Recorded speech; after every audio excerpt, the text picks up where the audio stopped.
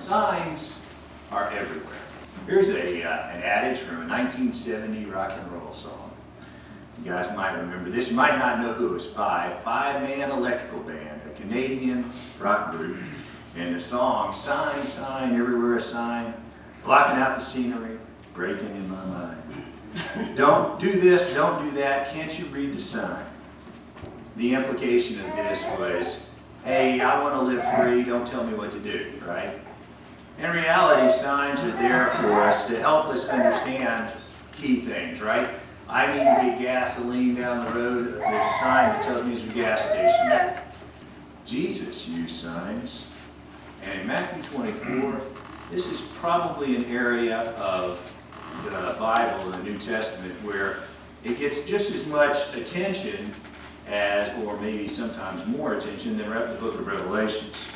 Because man does have a fascination with signs. And Jesus answered, watch out that no one deceives you. For many will come in my name, claiming, I am the Christ, and will deceive many. You will hear of wars and rumors of wars, but see to it that you are not alarmed. Such things must happen, but the end is still to come. Nation will rise against nation, and kingdom against kingdom. There will be famines and earthquakes in various places. All these things are the beginning of birth pains. Understanding a sign is very, very important, right? You have to be able to interpret a sign. You look at this sign right here. This sign's exactly the same, right? Stop. Stop. It means to literally stop, right? But it means something. It has a different interpretation depending on where the sign's at, right? The first sign up here, this sign, is an intersection sign. That sign is located at an intersection that tells you that you must stop to yield way to traffic coming in from another direction. This sign, however, though, is a sign that's located on a school bus. That sign means something similar, that we have to stop, but it doesn't mean that we're going to stop at an intersection. We can stop anywhere. It could be in the middle of the street, and quite often it is, where the school bus is either loading or unloading, and so the sign comes out and we stop. But we have to interpret that. We can't just say, oh, there's a stop sign at the next intersection, I'm going to stop, right? I have to stop when I see that sign. So that the interpretation of an exact same sign can be interpreted in different ways. So what does that mean? That means that there's context. Likewise, we must interpret the signs that Jesus used. In Matthew 24, there are lots of signs there. There are lots of things that Jesus is talking about in Matthew 24. And if we don't interpret these signs correctly, it will lead us to the wrong conclusion. It'll take us down the wrong path. You see all these things, read that as you see all these signs, you know that it is near. What is near? It's right at the door. Whatever is near is right at the door when you see all these signs. It's real clear what he's saying right here. When you, the believers, see these things, it's right at the door. The sign of things to come are right at the door. But to interpret it often requires a little bit of investigation. Matthew 24 is a very interesting chapter in the New Testament. It has parallels in Luke and Mark as well. But Matthew 24 is not about one topic. It's about three.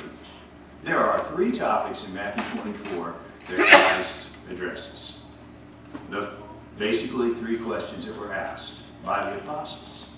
Now let me lead you up and give you the context behind this. What happened in Matthew 23? He says to the disciples, he said, look at this temple, right? They had just said, look at all these buildings. Look at how magnificent this place is. And he said, look at this temple. There is a day coming when not a stone will stand. It will be all torn down. So the disciples' questions go back into Matthew 23. They go all the way back to where he is warning the people, and he's dressing down or scolding the Pharisees and the Sadducees. So those three things that they ask are, when will this happen? What will be the sign of your coming? And what is the sign of the end of the age? Three totally different questions asked in one sentence. And you know Christ is a really, really bright guy. So he's going to answer those questions one at a time. So if we read only this passage and we overlook the fact that Matthew 24 speaks on three topics, not one, we can interpret the words of Christ incorrectly. And this happens. It happens every day, and it happens to hundreds of thousands of people.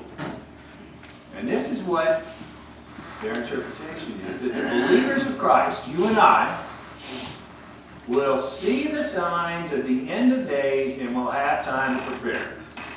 We will see those signs. Right? It's pretty explicit. Christ does a very good job in Matthew 24 of laying out the signs of things to happen. Wars, rumors of wars, pestilence, famine, all these things, right? Very clear. And if we don't read in context and we don't do our investigation, we'll realize that we'll think that he's telling us that the believers will see these things. Well, I'm going to tell you the truth. That's exactly what Christ is saying.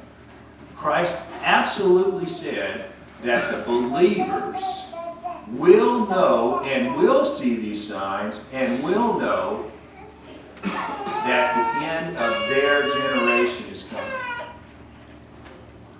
That absolutely is true. That's what he said. But we have kind of taken our own view of that and we have mangled it. And now we look at it and say that we'll understand the end of our generation. Or the end of days is on us. So this is an incorrect interpretation.